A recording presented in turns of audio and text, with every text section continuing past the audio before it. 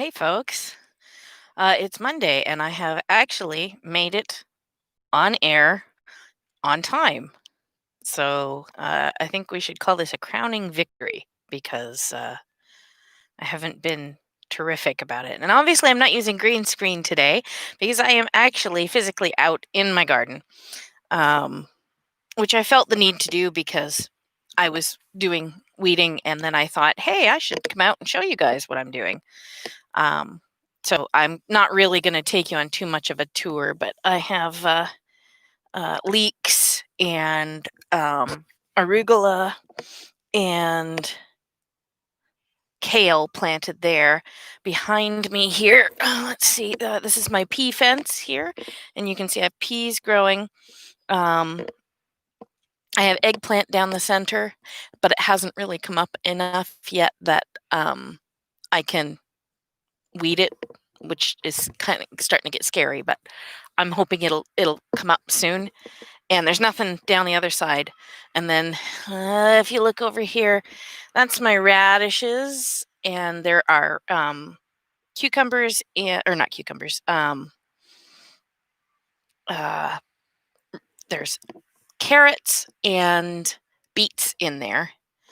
The tall green stuff way over there is horseradish, and back in this bed here, you can see what you're seeing actually is radishes, but there's actually a whole row of cucumbers in there. And the big leafy green things up there are rhubarb.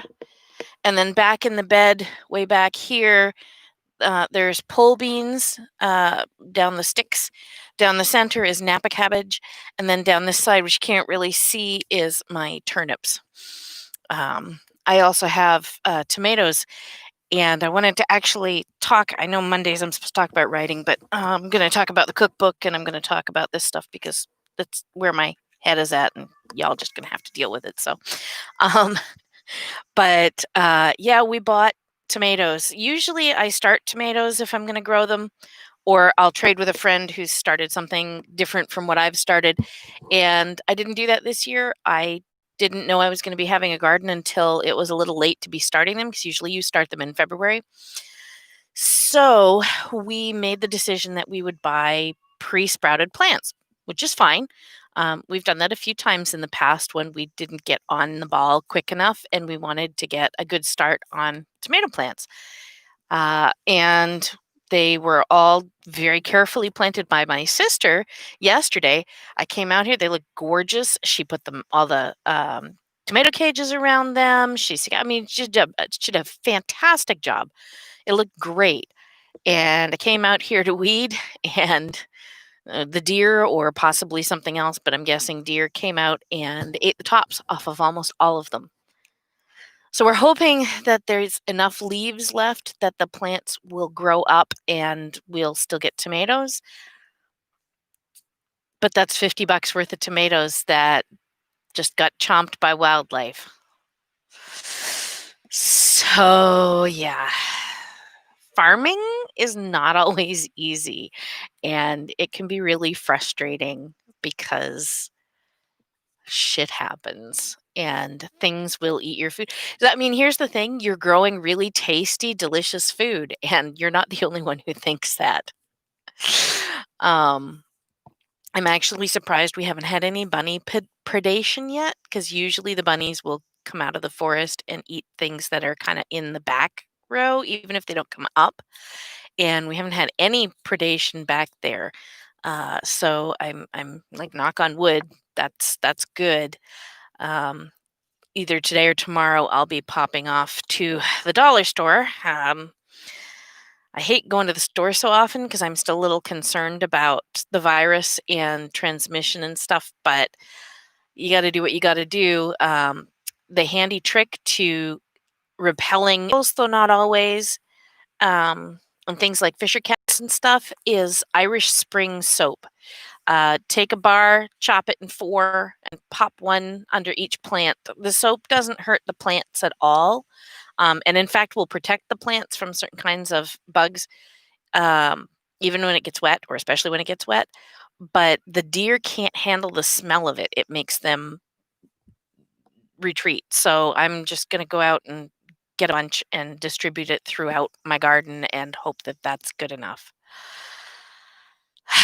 We've never had deer come and eat things out of the garden before. So this is a first for us, and I'm disappointed and kind of wishing that I'd kind of thought about it last week before we got the tomatoes. And then I was like, nah, we really haven't had anything, and we're putting the tomato cages up right away. It should be fine. Well, the answer is no, we weren't fine. It's a hard lesson to learn and an expensive one. And there's no guarantee, of course, that the Irish Spring will fix things. But yeah, I don't know. I guess we'll figure it out. um, so, anyway, writing. So, I have been working on the cookbook. I have actually gotten some work done on the cookbook. We have an airport near us, and there's a little plane going overhead. I don't know if you guys can hear it. It seems very loud to me. Um, so I have been working on the cookbook. There's a section that I'm working on that's for sorry, hold on. Somebody's paging me like a zillion times. I just need to deal with this. I apologize.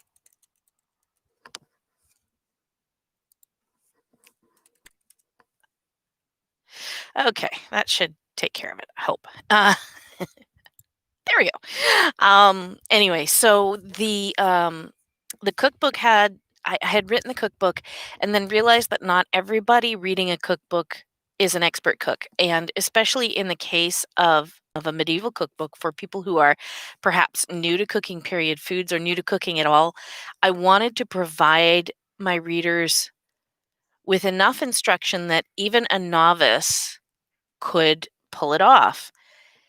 And so I decided to go back and look at my recipes with an eye to the new person. And that it didn't change the recipes themselves very much.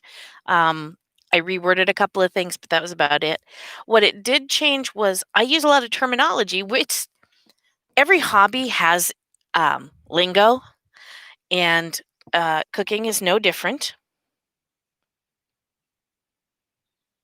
Sorry, I just had um, a lightning bug, which is currently unlit, of course, because it's still light out, land beside me in the garden. Hello, little lightning bug. The joys of being outdoors. Anyway, yeah, so I went through and looked at what are all of the general language things that I used that other people might not be aware of. What does it mean to braise something? What does it mean to boil? What does it mean to toast, to roast, to bake? What does it mean to chop? What does it mean to dice? What does it mean to, these are all terms that I've known since I was at my grandmother's knee, but that's because I learned to cook with my grandmother. Um, sorry, I'm getting eaten alive by mosquitoes here. But not everybody has that. And so I went back and I actually redefined all of those. I put up a section in the beginning for those who wanted to learn how how to read the terminology, the lingo. And then I have one more section to do that describes what all of the cookware is, because you can make all of my recipes with normal cookware.